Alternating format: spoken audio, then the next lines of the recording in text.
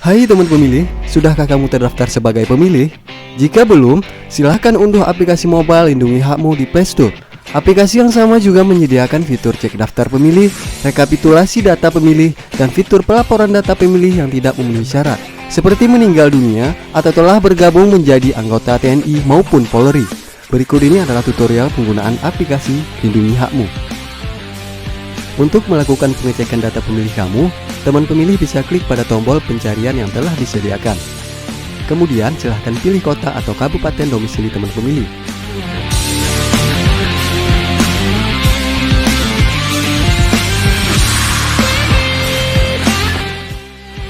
Selanjutnya, ketikkan nomor induk kependudukan sesuai dengan KTP teman pemilih.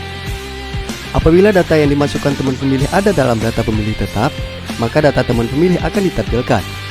Apabila ada data teman pemilih yang keliru, klik tombol ubah data. Dan apabila data tersebut sesuai dengan data diri teman pemilih di KTP, maka klik tombol benar ini saya.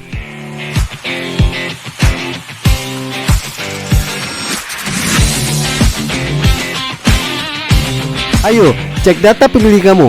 Kini mengurus data pemilih lebih mudah, cepat, dan aman setiap saat.